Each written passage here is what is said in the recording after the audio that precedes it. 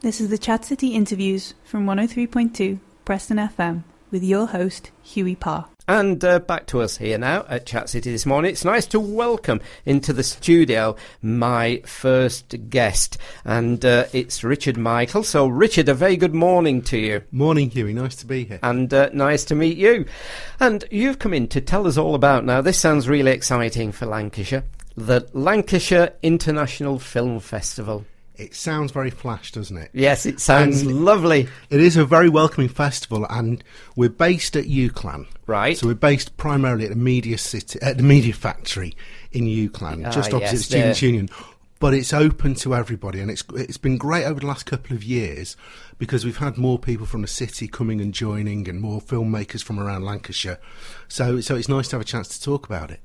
So how did it come about? I mean, is this kind of bringing Hollywood to us? I mean, I was saying yesterday up on the Pennines now, Chorley Council has put a sign saying something like Chorley welcomes you up on the Pennines. So are we going to have a Hollywood sign saying Preston welcomes you? We could do. It's not that kind of festival, actually. The festival came about actually from the university because the film production course, which has been really successful, and we do have, an Oscar-nominated ex-film production graduate coming Friday night, was celebrating 10 years, and he wanted a way to showcase it. So the idea of the festival is that we show off what the university does out of the Media Factory.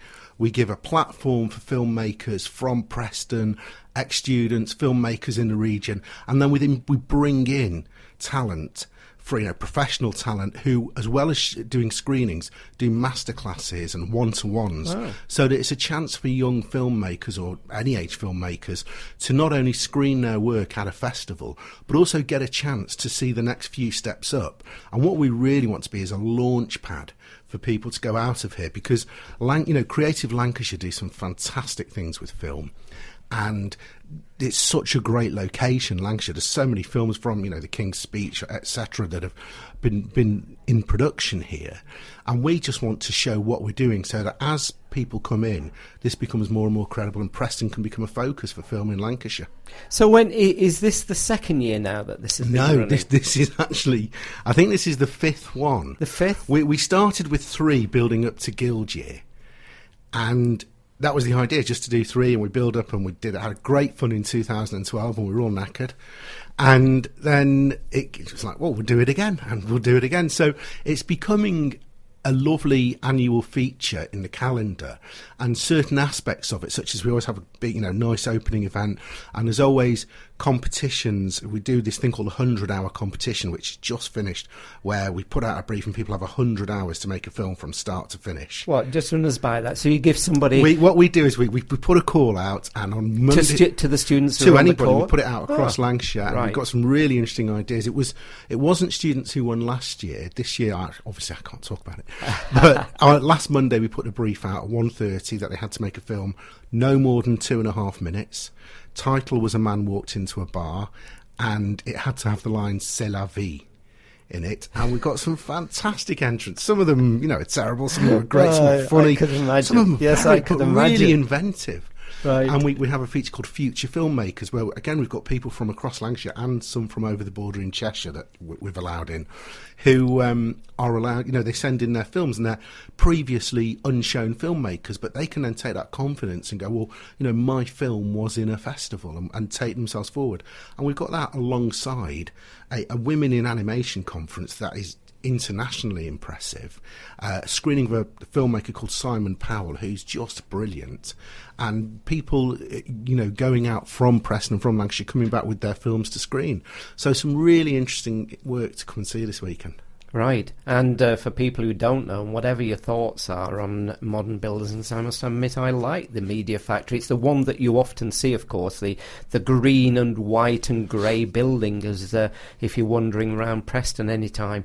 So the guy who's coming back on Friday night, then, he is ex-student here in Preston? He's a really good guy. There's a guy called Mark Gill. Yeah, and I'll tell you what, to his credit, he was here as a mature student. He was a graduate, left film production a few years ago, and he's got a production company called Hon Lodge, And they've been making films with his partner Baldwin Lee for a couple of years, and they were Oscar nominated for their short film The Vorman Problem, which features Martin Freeman, you know, from The Office and Hitchhiker's Guide to the Galaxy, and Tom Hollander, who's currently the lead in Rev on BBC One.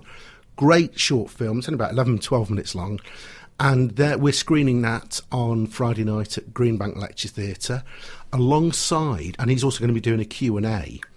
And I have to say, to his credit, Mark's coming back in the afternoon for nothing to just talk to media and journalism students about what he does on Friday, which is great and shows the community spirit. And what we've also done is a feature of the festival over the last few years has been monologues from the screenwriting students. And this year we've got some filmmakers who've made 4 of them into a brand new film, and we're screening that at the opening ceremony as well. So that'd be great.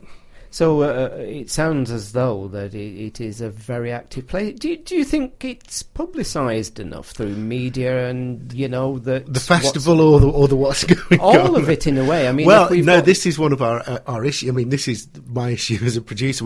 I have individually within the university, people are really helpful. It's just obviously, as you know from Preston FM, small budgets, tight teams, we're all trying to squeeze it. Yes. You're always caught between trying to make sure the events run properly and everybody's got everything technically they need, and then going out and telling everybody, this is brilliant. Could I just give the email address if people want details or they want to get hold of us? There are a few ways. It's quite easy. If you get on Facebook and you can just put Lancs International Film Festival. Lancs International Film Festival, or you can go on Twitter at LifePreston 2014, or email me, and it's lifepreston2014 at gmail.com, and we'll send tickets and details. So the 2 days then will pan out how? Friday night we've got a big event ceremony, and then Saturday we've got events from 10 a.m. starting with the Women in Animation Symposium, all at the Media Factory, all free. So you can, but we have limited capacities. And what is that, Women in Animation? Women in Symposium? Animation is great. We're very lucky at UCLAN to have an animator called Sarah Kennedy, who's head of animation, and her students won the Royal Television Society Student Awards this year, and she's also one of the voiceover artists for Peppa Pig and Holly and Ben's Kinder. I have 18-month-old twins. I have her in the house every morning. Who recognise the voice. Recognise the voice. Lovely. She's a working animator, as a lot of the senior lecturers and lecturers at UCLAN are, and she's amassed this conference about, do women in animation get a fair deal? And we've got people from CBeebies, we've got people from, Cosgrove Hall, who made a lot of things from the Mr. Men onwards, people with an international reputation. And then following that, she runs a competition with Preston City Council and with the NHS here for awards that give platforms for students and filmmakers to share their animations, across the region. Right. Now that's going to be great, and we finish off at 11 o'clock in the evening with a show that will start about 8:45, which is another Preston-based filmmaker called MJ Dixon, who makes slasher films. Slasher films? Slasher films. What are slasher films? Am I going to regret asking that at 10 o'clock in the morning? Films, a lot of blood, not my kind of thing. A lot of blood. And a lot of people screaming, but it's a very popular genre, and his company's called Myco, and it's called the Myco Micro Budget Massacre Masterclass. So if you want to film massacres, for saying that, well done for getting through that one. That was well done. And between the 10 a.m. and the 11 p.m, there's a whole series of screenings, masterclasses, some really interesting stuff, short films, feature films. And it's quite a nice place just to come and, hang out, meet other filmmakers, have a coffee, have a drink, and, come and watch something. As I say, everything is free, and you turn up on the day. Certain shows are age restricted, and we have capacity restrictions. So the only limit is, if you turn up and a show's full, we can't let you in. Right. But I would love to have that problem. Yes. And then on the Saturday? That's all day Saturday. That's all day Saturday at Media Factory, which, as you say, is the Lego building in green and black, and it has free parking right off. You turn. I never know. I think, is it that Fylde Road, the main road? Yes, yeah, just off. Turn off Fylde Road, just opposite the Students' Union, and there's a free car park, and everybody's welcome. And what about, I mean, these days when it comes to filmmaking, how has filmmaking changed over the year? I mean, with students who come in these days, is it a very different perception they have of the films they want to make to, say, years ago? In some ways, the films they want to make are the same. I mean, I don't teach on film production. I do one course on screenwriting and produce events the rest of the time. But I think what's changed hugely is the method, obviously through digital filmmaking, but also the fact that you can share your work and work with anybody across the world. So I write and I collaborate with a writer in America through Google Docs, and I send him something before I go to bed in the morning. I have his edit back, and we work like that. And for people like me, it's made it very easy, because for the 100-hour challenge, people just upload their own films to YouTube, send me a link, and we can screen.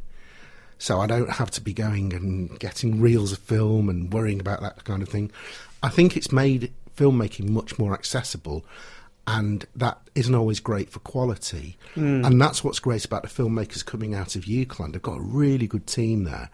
And I can think, off the top of my head, of half a dozen graduates from the last couple of years who are already working professionally and are using that kind of enthusiasm and digital understanding alongside what they've learned at UCLAN to go and work in the world professionally, which is just fabulous. Right. And the challenge that you've just mentioned, are those films going to be shown over the weekend? Those films are going to be shown. The 100-hour challenge, which I always love, is our big award ceremony. I'm off to get the certificates later, and that is at 7 p.m.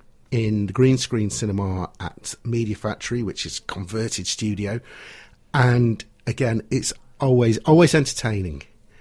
I always think, never mind the quality, feel the width on that one. Yes, I'm sure. And when talking about filmmakers these days, because, if you look on YouTube, you look wherever, there's so many people posting stuff.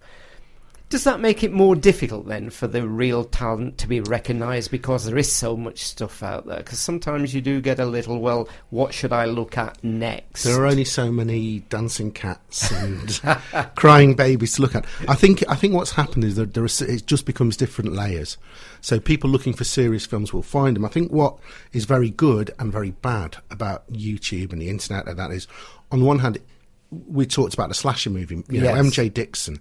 Now, it would have been very difficult to work as a slasher filmmaker 10 years ago, whereas now, because of the communities of interest and because I can just tap in slasher film and get stuff from around the world, there's markets around the world. And that's great, but on the other hand, it means you can just watch one thing. So if you only like, physical comedy or slasher movies or rom-coms, you can just watch that 24 hours a day now. So I think sometimes you get people whose worlds are a bit narrower because they only see one thing on the internet. But actually, in terms of making, working, getting out to the world, the fact that we can contact somebody for if I want to make a film about an Eskimo, I can probably find an Eskimo filmmaker and talk to them online about how to make my film authentic in Preston, which means I can live and work in Preston as a filmmaker. Right. Will we ever see the day where we can get local films more into the multiplex cinemas without having to go through the big boys? Do you know what? You just might, because there are some great filmmakers. There's a guy called Mark Strange, who's a stunt artist, and he's done a lot of the training for people like Jackie Chan, and he's starting to make his own films. And then there's people coming up, if you look out for the names, Ed Rastrelli-Lewis, who's actually based in Lancaster now. He's got a film in production called The Caravan. There's a guy called Chris Cronin, who made his film Sophie's Fortune, and we've got Ed Greenberg, who crowdsourced his own film, another UCLAN graduate, called The Renata Road. Now, these are independent films, as were For Weddings and a Funeral. And the leap now from getting someone like BBC Films or Channel 4 Films to give you that marketing and press to take it internationally, it's not an impossible case. Right. Well, I hope. Yes, let's look forward to that then. So, Richard, it's taking place Friday the 4th, Saturday the 5th, Lancashire International Film Festival, called Life. Just give us the contact details again. Contact details again. If you have any questions, you can email us lifepreston2014@gmail.com, or if you search Facebook, Lancs International Film Festival, we come up. Okay, and maybe we need to get you in a little more often to know what's going on down there, because that's been so Absolutely interesting. love to. And it's just lovely to know the things that are happening in UCLAN, particularly in this area of media. That would be nice. So, Richard, a big thank you for coming. Thanks very much morning. for having us. Thank you. Thanks for listening. We hope you've enjoyed the interviews as much as we have. Why not give us a tweet at ChatCityPFM?